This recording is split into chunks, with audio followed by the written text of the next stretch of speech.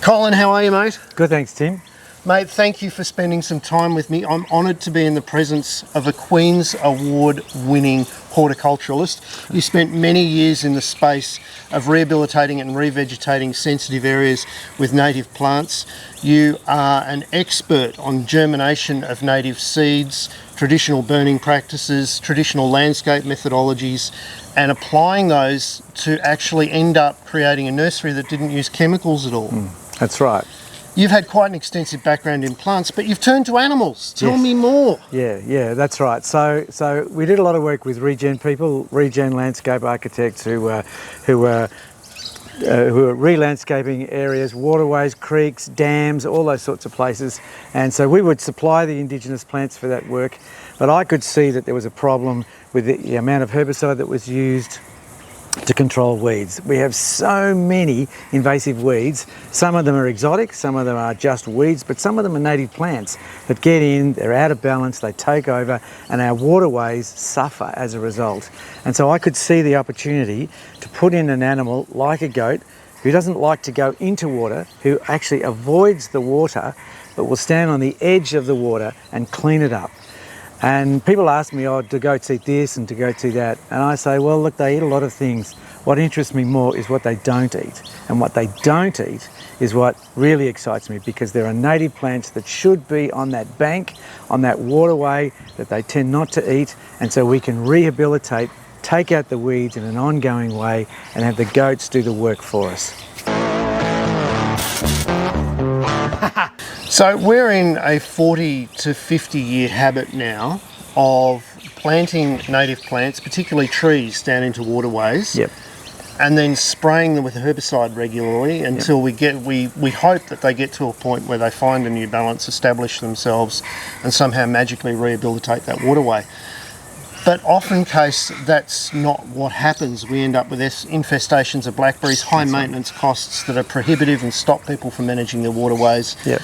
And waterways that are basically an out-of-control monoculture. Yeah, that's right. And so often is the case that if we're successfully getting our trees to regenerate and they're growing, what they're doing is they're bringing in birds that sit in those trees that are fed on blackberries, on cotoneaster, on gorse, on all these other weeds that we're having to deal with elsewhere. They're bringing them into these sites because we've improved them, and they're depositing that seed right through that habitat. And so we end up fighting that, and there's a number of organisations that will actually supply chemicals for free to landholders, so that they can pump chemical onto those sites. That's right. In the hope that something will grow in the presence of chemical. That's right, and often the most sensitive sites because they're water related. So your solution was to bring in goats. Why goats? Why not cattle? Why not sheep? Why goats? And do you just let them go, or do you manage them? Yeah, well, look, that's a really good question. We do manage them, and it is all about the management. It's about knowing and understanding the animal and when to put them on and when to take them off. So there's a bit of science that goes into that as such. But the problem with animals like cattle, even horses, they'll actually walk into the water. They'll actually pug up the ground. They're a very heavy animal, and they can do quite a considerable amount of damage. But a goat doesn't like water, won't walk into water. Very rarely will it do that. Doesn't even really like mud, and so they'll go to the water's edge. And so that way they'll stay out of the water, but they'll manage that bank really well, which is where your blackberries are growing and all those other problematic plants. So we're going to go to a couple of sites today, and we're going to learn how to manage the goats, because it's not just a case of putting them in and leaving them in. It's a case of putting them in and being very observant and being very watchful. Anyone can do it, but they need to concentrate. We're going to go to some well-managed sites. We're going to go to some poorly managed sites.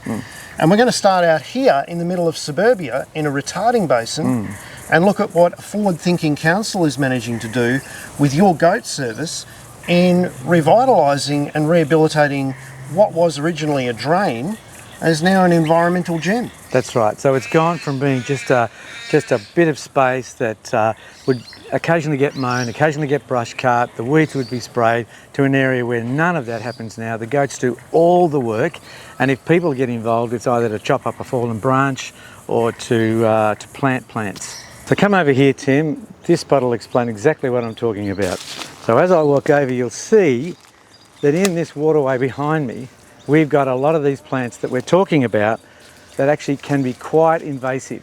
They don't appear to be invasive here at this stage, but that's because the goats have had access here when it's dried out and they've eaten them. But we've got bulrushes in here, we've got other reeds, and when it dries out and the goats can walk in there, they feast on them. And then when the water comes back, yes, those plants will grow, but they're not allowed to dominate. So other species are in there with them. Persicaria, which is a little plant that loves the waterway, and we'll focus on it probably a bit later, but you'll see frog eggs in here, you can hear the frogs.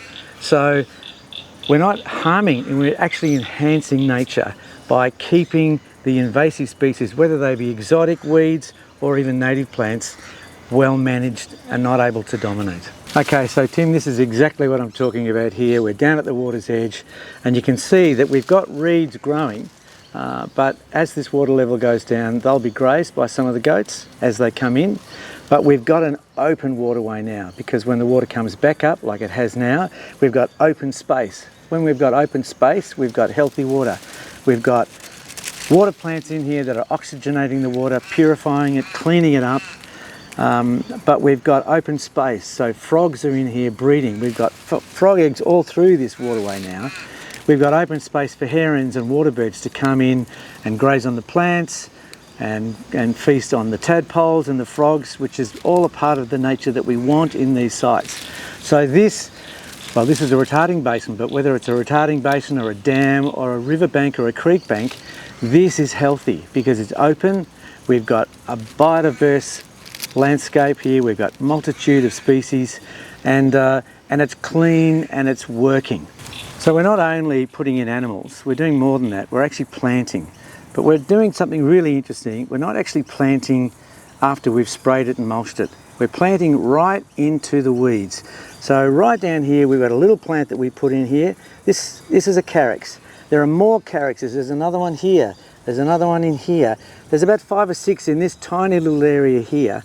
But you'll notice that the weeds, like this thistle and various other things, are being grazed. So the goats are actually targeting the weeds and leaving certain things that we plant. The secret is you've got to know what to plant, where to plant it, and when. So what we've got here again, just to highlight, so this is bulrushes.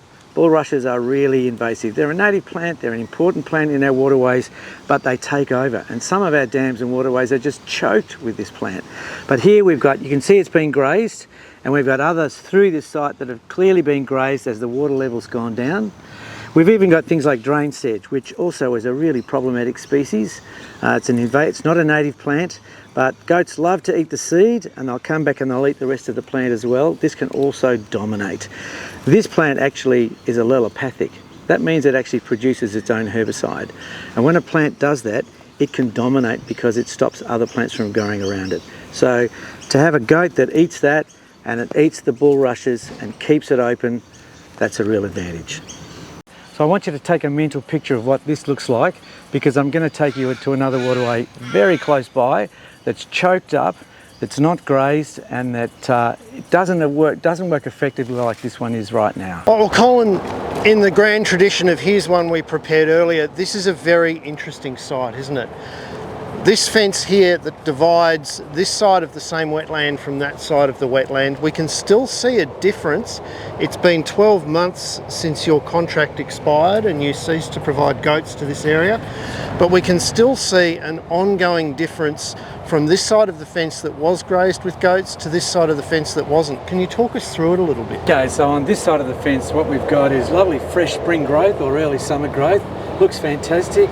Lots of bulrushes and some carex and lomandra, but it is very, very thick, too thick.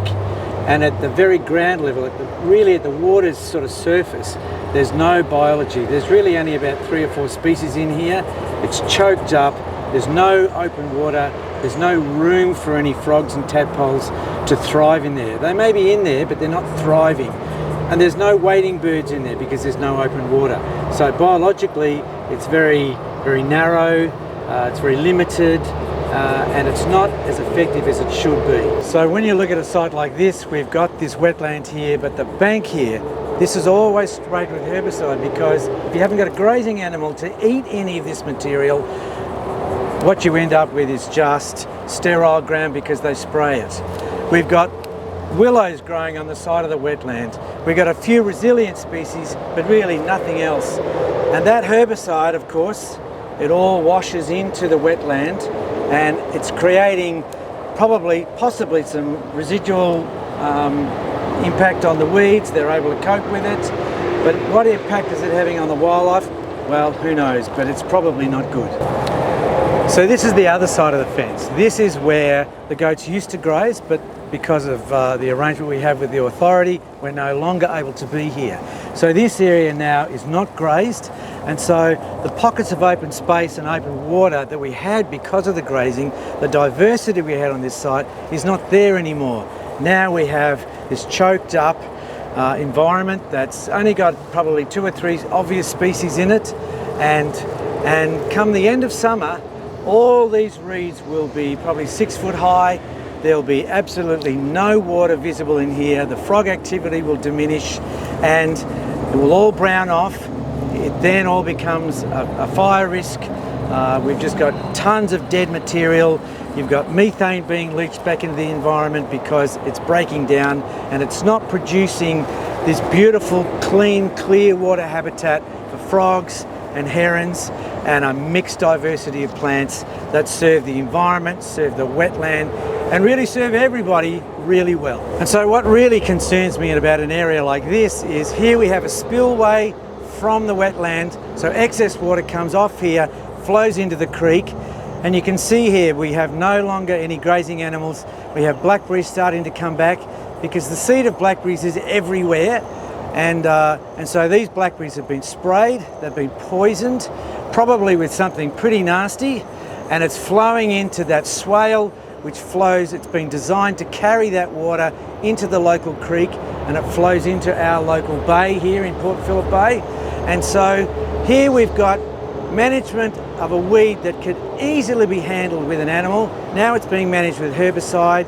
We've got weeds abounding everywhere here. Okay, so we've got some collateral damage here. The blackberries are the problem plant and they've been sprayed, but we've got collateral damage here with a little plant called Bidgie Widgie.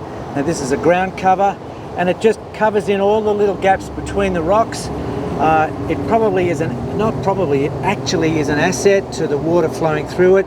It's an important indigenous plant, and yet it's been killed by the spraying of the blackberries. And so we've lost another indigenous plant that only grows 6 inches high, if that. We've got a site that's really not proving to be environmentally an environmental asset at all. So as well as doing these wet areas, the riparian areas and the wetlands and the dams, we also do dry areas like this.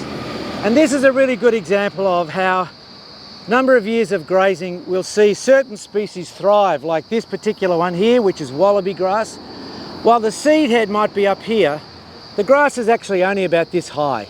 So we've got a very short grass, and grazing helps it. And grazing with goats particularly will target the weeds. We've had goats off here for now 12 months, maybe even a little bit longer, and we're starting to see weeds encroach on this site. And so we've got weeds coming back in here that will grow much taller than this, and they will actually drown this plant right out.